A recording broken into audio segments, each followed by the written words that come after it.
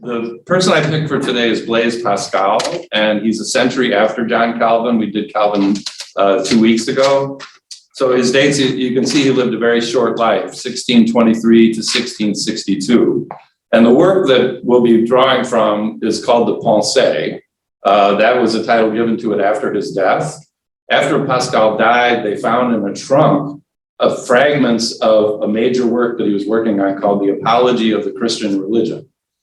And these fragments were sewn together. It's really interesting. So he appears to have written them down when he was inspired. And so he'd write down various ideas. One of my favorite ones is Cleopatra's nose. In fact, there's a book about Pascal called Cleopatra's Nose. And what he's pointing out in that Cleopatra's nose is if Cleopatra had been ugly, history would be radically different, right? So she'd have this big hook nose or something like that. So he would get these thoughts and he'd write them down and then he'd organize them, he'd number them and organize them and then sew them together.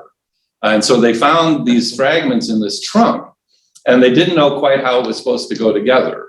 And so in the 20th century, they actually found an autographed, that means in his own handwriting, an autograph of the outline of the Apology of the Christian Religion, and the translation that Krailsheimer made of these thoughts in Penguin edition follows that organization that Pascal allegedly had for this apology. So the title Pensées simply means thoughts. It's not a bad title for this, but it's better to think of it as an apology for the Christian religion. But unfortunately, we don't have any way of knowing what the final form would look like. And you can organize them even internally. He'll say, we'll begin with this, and then I'll do this, and then I'll do that. And then 10 lines later, you'll see, I'll begin with this, and then we'll do that, and then do that. So I don't think he ever made up his mind what the best strategy was. But that's what makes it such an interesting work, is that he's trying to come at this issue from a bunch of different directions. So, and his main issue, and I'll talk a little bit about his life, but just to get the main question out in front of us at the very beginning, his question is a very familiar one to us. And this is what makes him an extraordinary figure. He's writing in the 1600s, the early 1600s, and he's already aware of a category that we call the nones, N-O-N-E-S, the nones. Pascal lives in an era, and he was actually a member of this group. He lives in an era where the younger people of his day were throwing off the yoke of Christianity. And they did not consider that yoke to be a nice light burden the way Jesus talks about it. They were throwing it off because it was oppressive, it was obscurantist, it was authoritarian. For lack of a better word, it was stupid, and it was backward looking, and just get rid of it, right? So for the sake of freedom, especially freedom of thought, they call themselves libertins, free thinkers. For the sake of free thinking, they're going to throw off this intolerable yoke of Christianity. And in this case, it would be French Roman Catholic Christianity. And Pascal is a French Roman Catholic, very pious French Roman Catholic. And so there are Protestants in France at the time, the Huguenots. But Pascal is not a member of them. He just barely even talks about them. So, but what's interesting then is even in the 1600s, there are people who are saying enough to Christianity. They've been raised as Christians. So these are people who are brought up in the church, and now they've thrown it off. They're in their 20s, probably 20s, 30s, somewhere in there. And this, I just find it amazing that that's his target audience, because we're even more in that mode now than we were then, but it was just beginning in his day. So we're going to be looking at him mainly from the perspective of how do you get the attention of people who think they already know what Christianity is and don't want anything to do with it? How do you get them to re-engage with the incarnation and with the crucifixion of Jesus when they already think they know all about it and they're done with it, right? And one of the major reasons, by the way, that they're done with it is in the 1600s, as you probably know, Galileo was condemned by the Roman Catholic Church, right, for teaching about the universe in a way that contradicts Aristotle and Scripture and Ptolemy. And so for that generation, they were very interested in what the telescope could show them. They're very interested in what the microscope could show them. And this is something, they're grinding lenses in the 17th century. And Spinoza, for instance, another very famous 17th century thinker, earned his living grinding lenses. So what you could see through a ground lens, and we all have them, I see many of us, many of us have them now, became a real element of fascination for them. And so for the church to condemn someone like Galileo for simply reporting what he saw through the telescope was just abhorrent. So how do you re-engage people who have, to Pascal's own mind, good reason for saying enough with Christianity, right? So that's his question. What's fascinating about him, though, is he was mainly a mathematician. Like if you looked in the intellectual history of the West and looked up Blaise Pascal, his major contributions, I mean, he does make major contributions theologically, but his major contributions are in mathematics. And he was a mathematical prodigy. He discovered the principles of Euclidean geometry on his own when he was less than 14 years old. And his father's like, I've got a little Mozart on my hands, only he's a mathematical Mozart. So he was an absolute genius when it came to mathematics. And he not only develops, he makes two major contributions to mathematics, which are worthy of note, one of which will come up in the reading. He had friends who gambled. And so he thought, well, I'm going to help them win. So how do you help a friend who gambles win? You develop the mathematics of probability. Right? And Pascal discovers the mathematics of probability, which I learned in high school and had no idea Pascal was the originator of it. And it was to help his friends win at gambling, right? So what are the odds, right? Our culture is full now of probability mathematics, but that started with Pascal. And people didn't think you could actually calculate the odds the way he wound up doing. The other thing he does is he's on his way to the invention of calculus, which revolutionized the world that we know. So Isaac Newton and Leibniz both invented calculus about the same time. Leibniz did a little better job, but still, as you know, calculus is the mathematics of bodies in motion. And geometry, which was all the rage during Pascal's day, and that's what he was basically a whiz at. Geometry is the location of objects in space, but it's not about motion. But Pascal, toward the end of his life, develops a contest, which of course he won, on the mathematics of the cycloid.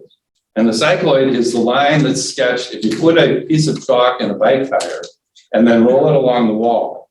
That line that goes like this, that's a cycloid. So if you can figure out the mathematics of that, you're on your way to figuring out the mathematics of motion.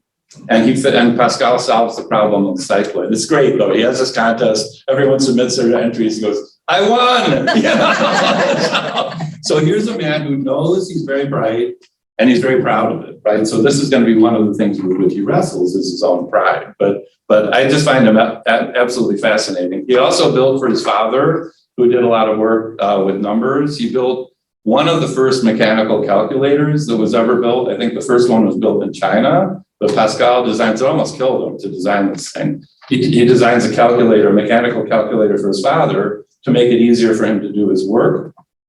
He also helped to drain a swamp outside of Paris and develops the science of hydraulics. So every time you get on a jet and watch the wings go up, thank Pascal, right? So he figured out that fluids could pull fluids. And so you could drain a swamp. It's like siphoning. You could drain a swamp by using that principle, but no one had done it before. And then finally, if you're in Paris, the metro in Paris is dedicated to Pascal. He developed the first mass transit system.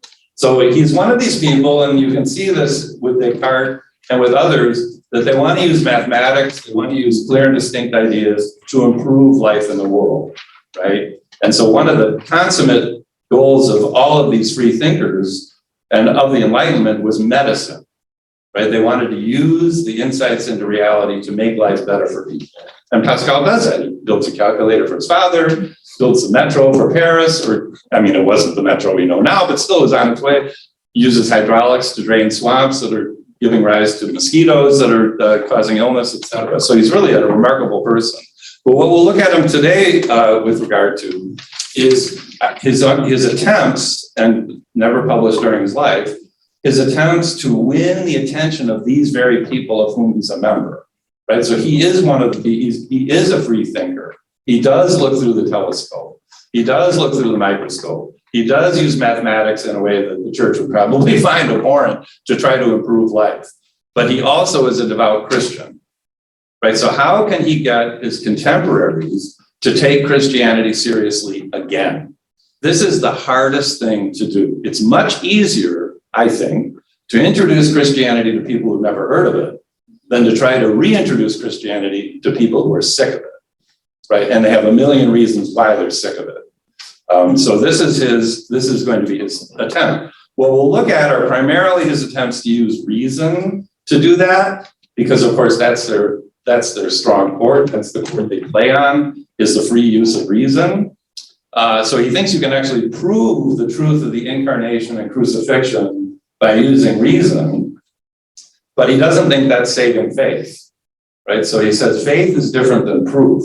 You can use proof to put somebody on the way to faith, but you need, after proof, you need to change your habits, because what really makes all of your decisions in life is what you love, not what you know. So you need to change what you love in order really to come to faith. So he says there are three ways of believing. It's not in here. I tried to sneak the quote in here, but it wouldn't fit. Anyway, there are three ways of believing: reason, habit, and inspiration. And so the proofs we'll be looking at, or the discussion we'll be looking at this morning, are the ones he professes to reason, and they're really interesting on their own. But he would say, if you're convinced by these proofs, then change your habits, because your habits are making your decisions for you automatically, right? For instance, I always sit on this side of this table, and David always sits on that side, and Patsy always sits there, right? Why? What, Mel usually sits there. You know, if Mel's not there, I'm like, where's Mel? You know, so we make decisions based on habit because it's easier, right? But most of the things, in fact, Pascal would say all of the things we do are habitual in one way or another. And we don't pay any attention to that. We think we're rational creatures. We deliberate carefully. And I think, will I have that piece of cheesecake or not? Well, I'll calculate the and then you'll have it anyway, because that's what you always want, right? And then, lo and behold, I did all these deliberations. So Pascal is very keen on calling us out anthropologically, if you will. We're much more complicated psychologically than we think we are. And the most important things are based in the heart, right? Your deepest desire is what you should really be paying attention to. So he'll be guiding us on the way to there, and you can see how he's doing that as we go along. But the ultimate goal for him is inspiration, and unfortunately, only God can inspire the heart. And faith, so saving faith for him is the inspiration God puts in the heart. It's a feeling of God's love and mercy. We'll look at that in the very next quote. But it's not something we can do. We can aim people toward the source of that inspiration, which for him is Christ crucified, interestingly enough. But we can't actually put them over the goal. So that's just to keep that in mind. And he's very famous for that the heart has reasons of which reason knows nothing. That's a very famous quote. People usually use it in a Valentine card or something like that. But that's true. That's really true. Why do you love somebody? I hope I never figure it out. I told my wife, I said, I hope you never figure out why you love me, and I never figure out why I love you, because that would probably ruin everything. So he's saying that our knowing is not the end of the day. It's our knowing should point us toward what we love. And if we had time, we'd look more at that. But he's so interesting in terms of how he uses reason that I just wanted to focus on that for this morning. So Pascal lives in an age where, as I said, people have thrown off the yoke of Christianity and aren't even willing to inquire into it anymore, right? They're just like, we're done with it. But they also live in an age where the telescope has revealed to us, and this will be the first quote we look at, and the second. The telescope has revealed to us that the universe, and now with the James Webb telescope, oh my God, but it's just a factors of 10. We already knew this. It's just that the infinity of the universe is even more infinite than we thought at the beginning. But Pascal already knows, the Earth is no longer the center of the universe, which was never good news, by the way. Everyone thinks that made the Earth really important. No, that means all the cruddy stuff of the universe sinks down to the middle. So this is the, crappiest place in the universe. What it meant was the things above the moon are far superior to here. Right? They're eternal. So the stars in the ancient world that's coming to an end with Pascal, the stars were qualitatively different than what you see below the moon. right? And so you had a window into eternity when you looked at the heavens. So when the psalmist says, when I behold the heavens, the work of your hands, he's looking at something that's qualitatively different than the earth. The matter is not that the matter doesn't corrode or corrupt or go away. Stars are eternal, right? They're created, but they're eternal. So by saying that the earth is the center wasn't great news. It meant that this is the cruddiest place, but you could climb, if you will, up the cosmos to get the Godward side of reality. But Pascal now knows that physically, the earth is not the center of the universe. So where is it? At least you knew where you were, right? When the earth was the center of the universe. But now where are we? Well, his generation knows, this part of his generation knows they don't know where they are, but they don't think about it. And then, well, if you don't believe in God, then how did we get here? And why are we here? And where are we going? And so what he'll do in the first couple of paragraphs is ask these questions of his generation. Assuming they know what they know, which he also knows, don't they think about this at all? Doesn't it bother them to think about these things? So let's look at that first quote, because it really sets the tone for what he's trying to do. He says, when I see the blind and wretched state of man or of humanity, when I survey the whole universe in its dumbness, in other words, it's not speaking, and man left to himself with no light, as though lost in this corner of the universe. So notice we're displaced, we're just in a corner. Without knowing who put him there, what he has come to do, what will become of him when he dies, incapable of knowing anything, I am moved to terror, like a man transported in his sleep to some terrifying desert island, who wakes up quite lost and with no means of escape. Then I marvel that so wretched a state does not drive people to despair. I see other people around me, made like myself. I ask them if they're any better informed than I, and they say they are not. Then these lost and wretched creatures look around and find some attractive objects to which they become addicted and attached. In other words, as we'll see more, they divert themselves, right? So they know that they're lost in some corner of the universe. They don't believe in a creator, so they don't know who put them here. They don't believe in Christ, so they don't know why they're here.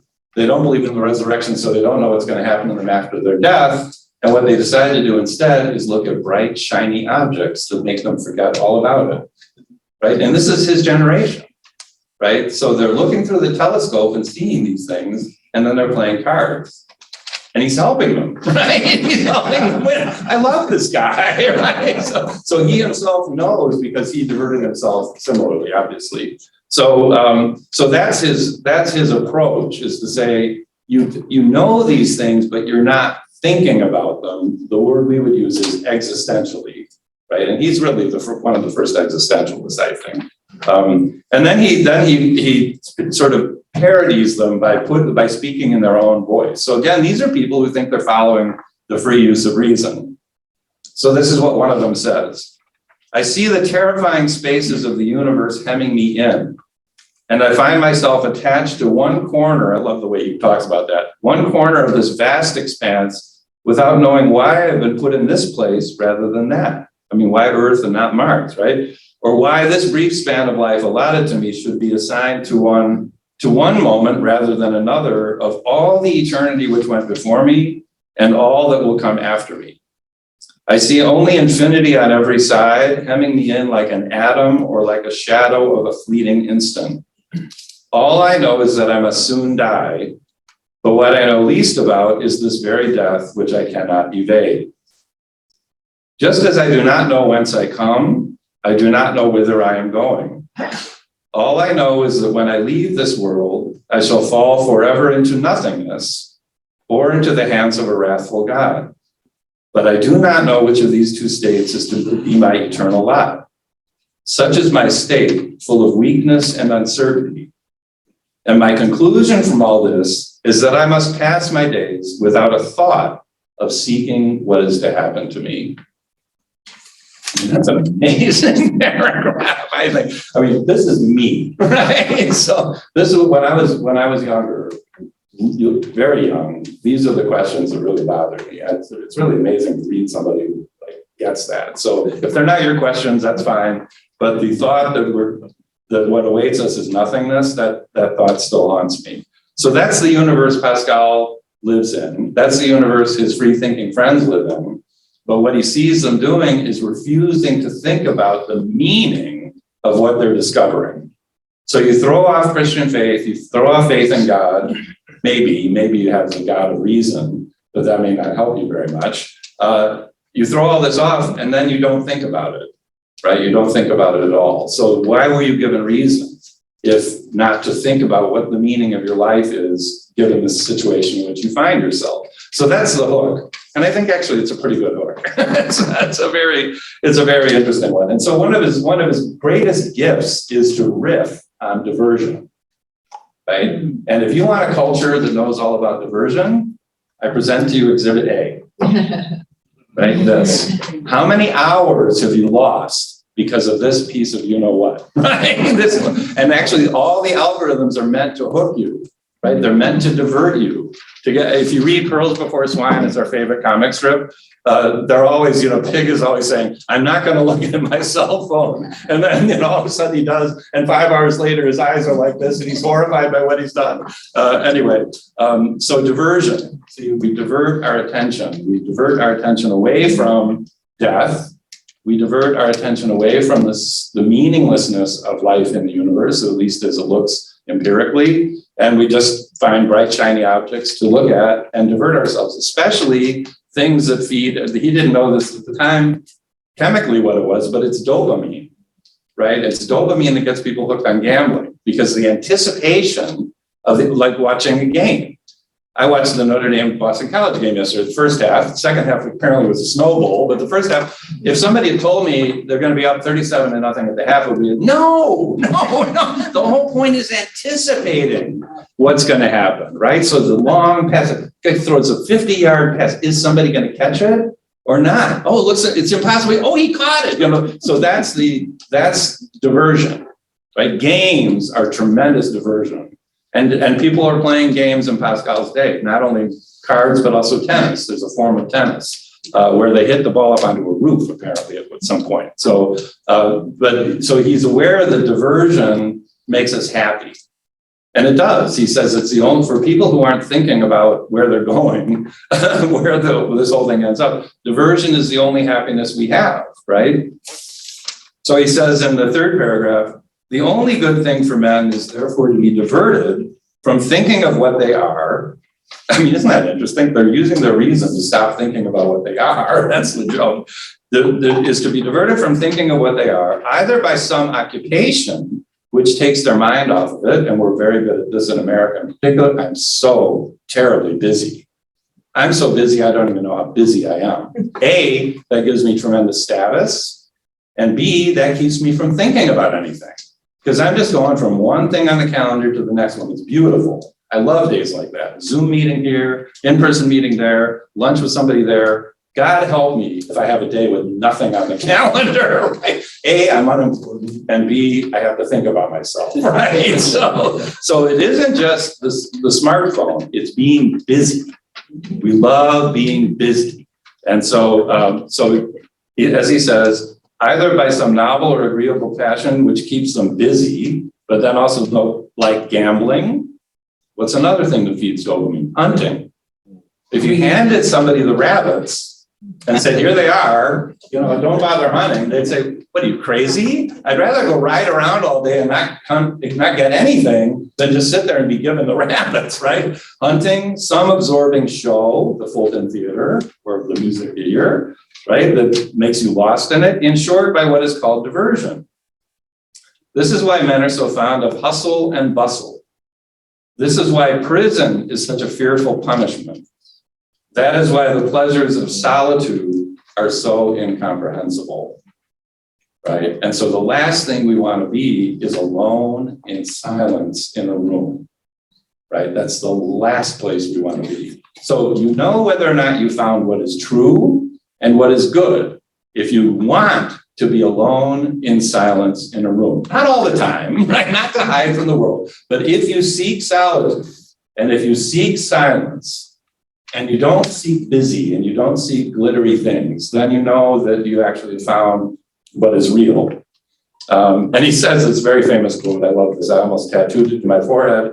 I have often said, to remind myself, of course I couldn't see it then, but anyway, I had to tattoo it backwards, right, so I could see it in the mirror. I have often said that the sole cause of man's unhappiness is that he does not know how to stay quietly in his room, right? And so the ideal ultimately for him is seeking this kind of solitude. So going on a retreat at a monastery, which he did, that would be what you'd want to do.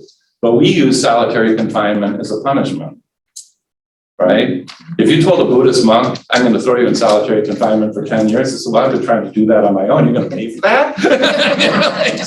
It really is true. That's really what he's talking about. So, but the problem, of course, with diversion is that it puts something in front of our face as we walk toward the grave and fall into it, right? And so he says, people walk toward the grave holding something in their face to keep them from seeing it. And so diversion kills all the time which you're given to figure out what the meaning of your life is, given that we're lost in one corner of the universe that won't speak to us, and we know we're going to die, and we don't know what that means for us, right? So diversion is a very dangerous thing, even though it's also a very pleasurable thing. And I did watch the first half of the game yesterday, and it was a lot of fun. 37-0 by halftime wasn't bad. So anyway, so he points this out in the third from the bottom paragraph. The only thing that consoles us for our miseries is diversion. And yet it is the greatest of our miseries. For it is that above all which prevents us from thinking of ourselves and leads us imperceptibly to destruction. But for that, as in diversion, we would be bored. And boredom would drive us to seek some more solid means of escape. But diversion passes our time and brings us imperceptibly to our death. Right? So diversion is a huge problem. So you think then the solution is philosophy, right? You need to use your reason to think, what is a human being? What can we know? What can we do? What ought we to do? And so then Pascal is saying, if you think you're a free thinker, and you don't use your reason to think about human existence, then you're not really thinking, right? You're just diverting yourself.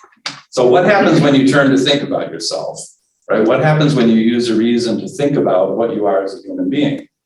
Well, you wind up with an insoluble contradiction. You discover, he thinks, that human beings are a walking, living, breathing contradiction that can't explain how it came to be a contradiction and can't reconcile the contradiction. So when you turn, though, to reason, in Pascal's day, there are two major, and these are not Christian philosophers, by the way, their philosophy is not Christian theology. There are two major thinkers who are playing to a standstill in Pascal's day, which reveal for him the fact that human beings are a contradiction. The first one is, if you've never read him, he's amazing, Michel de Montaigne. If you hate essays, blame him, because he invents the genre of essays. And he writes this huge book. He's a very wealthy man, lives on an estate, and he writes these essays, Michel de Montaigne. And he has this very famous refrain all the way through his writing, which is, que sais-je? What do I know? Right? And he points out that what we think is of as true and certain knowledge is, and he sounds very postmodern, but the postmoderns sound like Montaigne, right? It's completely conditioned culturally, linguistically, geographically, etc. What's true on one side of the mountain is not at all true on the other side of the mountain, right? What's true in one culture is the opposite in another culture. A cousin of mine went to Mexico. He was fluent in Spanish. He wanted to live with a Spanish family in college. And they had a beautiful daughter. And then two sons. And so the two sons and daughter were very good friends. And so they said to one friend, let's go out to a nightclub. Let's go dancing. And so my friend Colin, my cousin Colin goes, okay, great. And so they go out dancing. And of course, it's very loud and they're having a great time. And they said, dance with our sister. You like her, dance with our sister. And so he goes, okay. And he went out there and he danced with her and he had a great time. And he came back to the table and they said, how was it? Did you have fun? Was it fun? And he couldn't make himself heard. So to say it was great, he went like this. Well, in Mexico, that means she's easy. Right? And they almost killed him. They thought he was dishonoring their sister, right? Similarly, I mean, really, this is true. This is a true story. A friend of mine was hitchhiking in Israel, right? In Israel, you do something very different than you do in the United States, right? If you're hitchhiking in Israel, you point to the ground in front of you like this by the road. That's where you want somebody to stop. If you go like this, it's like going like this. Yeah. That's serious. Serious. And this, why does this mean what it does? Because our culture says it means what it does, right? If you do this in this country, no one bats an eye. In England, oh my God, right? So that's Montaigne's point. That what's true in one place is horrifying in another place. What's acceptable or even dignified behavior in one place is horrible behavior in another place. And Montaigne says there's nothing that escapes its criticism, including the superiority of human beings over other animals. He says, when you and your cat are playing, who's playing with whom? I always think of that when we had dogs and I would take them for a walk. It's like, who's taking whom for a walk, right? The other one he pointed out was a swallow builds this aerodynamically sound, beautiful nest up under the eave of a house. Storms, can't get to it or anything. Raises young who within days can feed themselves and build exactly the same house to raise their young. How long does it take a human being to do that? Sometimes, Right? If ever. Right. So we're now in a generation where the kids are coming home, right? Because the economy and the housing market's horrible. So Montaigne, what do I know? And on the other hand is René Descartes, who takes that radical note and says, I know lots of things, right? So the one thing I know is I can't doubt that I doubt. So I am a thing that doubts. I am a doubt. Thinking thing means doubting thing. And I couldn't doubt, he's taking on Montaigne, and I couldn't doubt if I didn't have an idea of a perfect thing. That's God. So now I know I'm a doubting thing / thinking thing. And I think the thought of God, because without it, I couldn't doubt. So God's the perfect thing, and everything else must be an extended thing. And God, who's not a deceiver, has put all the laws of mathematics in my mind to understand those extended things, including my own body. And so I'm done. I got it, right? I can know all these things, right? So Kuseja, I know myself, I'm a thinking thing. I know God is a perfect thing. I know my duty because God's nature, and I know the nature of all other reality, right? It's amazing. So who's right? Well, Pascal would say, the dogmatist reveals that we have an idea of the truth. Dogmatist would be Descartes, but he's not alone. We have an idea of the truth that we can't escape. We have an idea of the good that we can't avoid. We seek the truth. That's not a bad thing. We seek the good. That's not a bad thing. But the skeptics, and Montaigne excels at skepticism, the skeptics show us we never find the truth. Well, we find is relative. And we never find the good that really abides. Otherwise, we could be happy alone in our room, right? So the good we find evades our grasp. And so we're this contradiction of what Pascal would call greatness and wretchedness.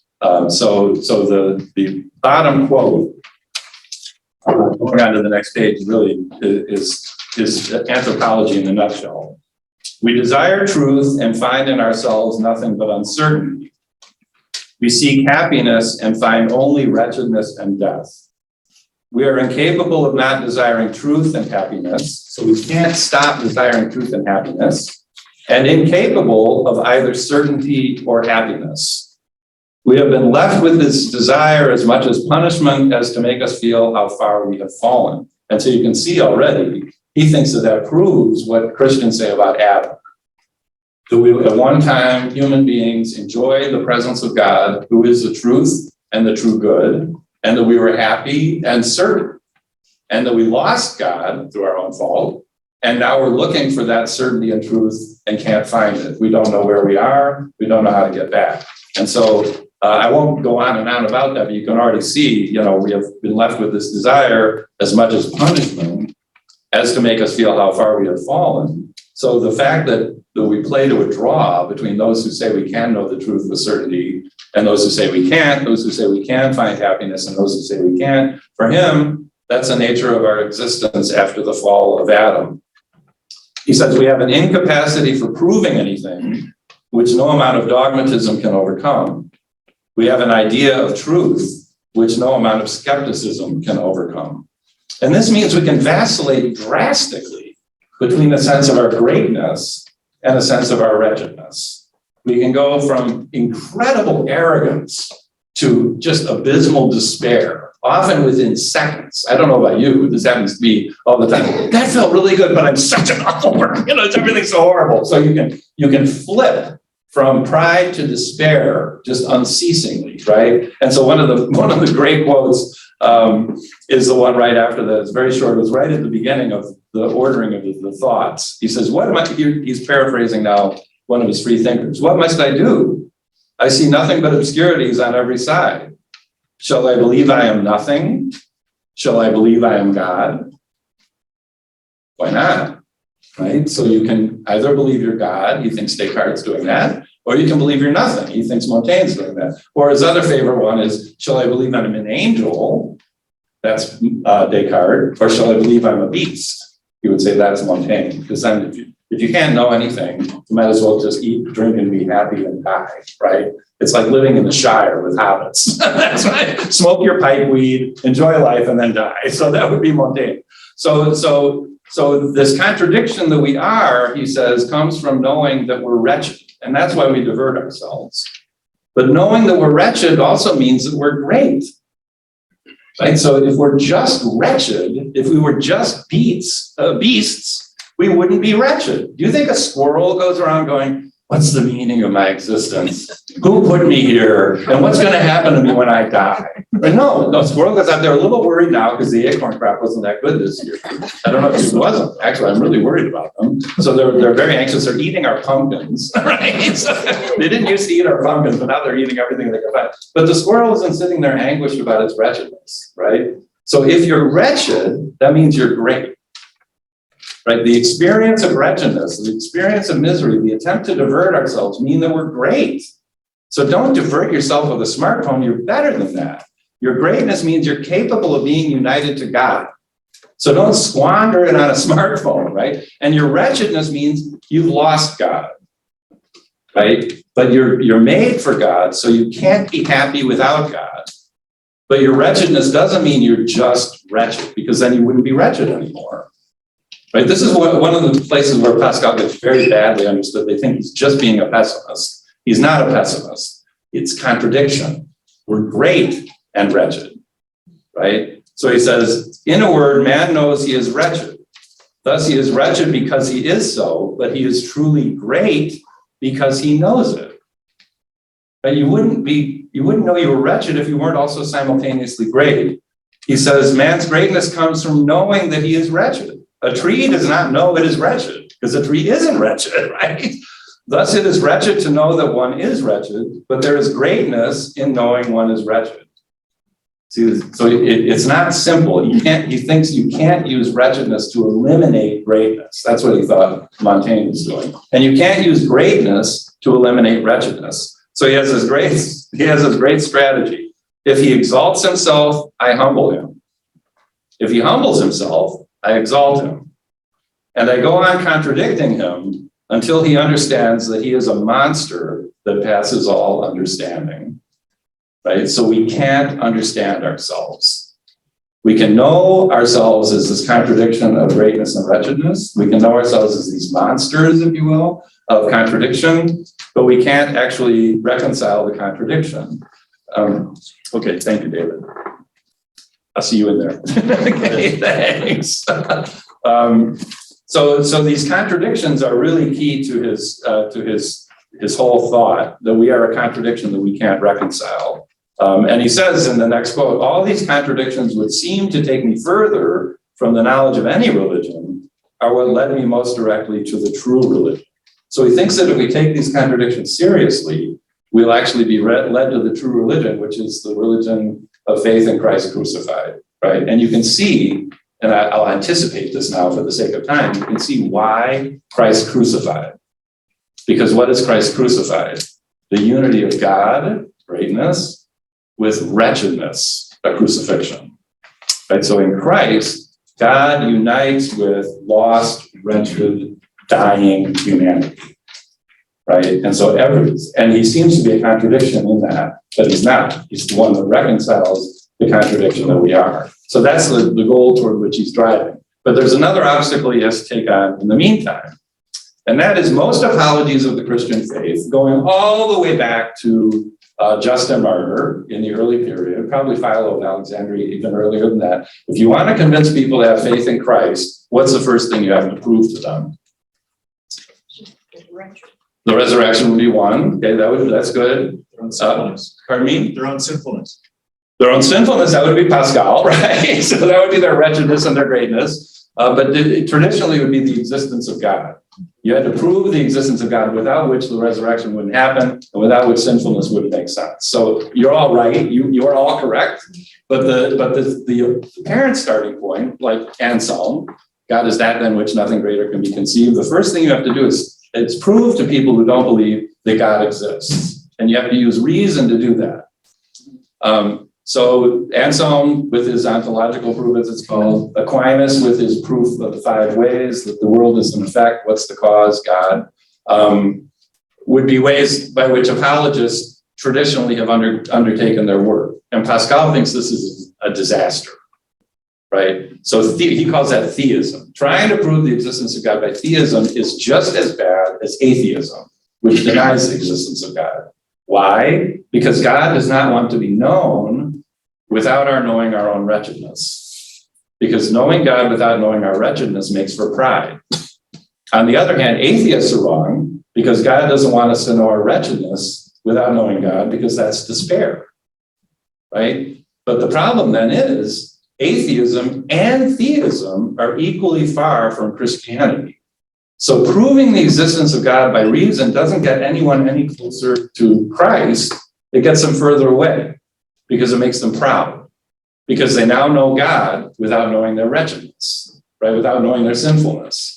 And on the other hand, atheists know that God is not that self-evident in the world and use their reason to convince people of that, and it's very convincing, but they're wrong because that leads you to despair.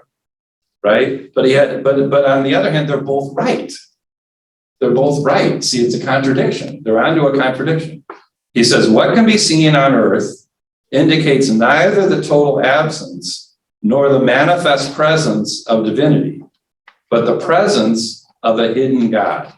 I just think that's incredible. That God above God. Yeah, well, or the God is hiding. Right, so God is present but hiding from us. So I just think that's a marvelous statement that the universe reveals the presence of a hidden God. So atheists are right, God is hiding. Theists are right, God is also manifest. Right. So for him, you have to. That's the next contradiction that you can see. And so we'll just move ahead then to the payoff, if you will.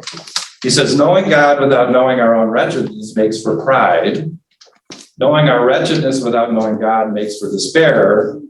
Knowing Jesus Christ strikes the balance because he shows us both God and our own wretchedness.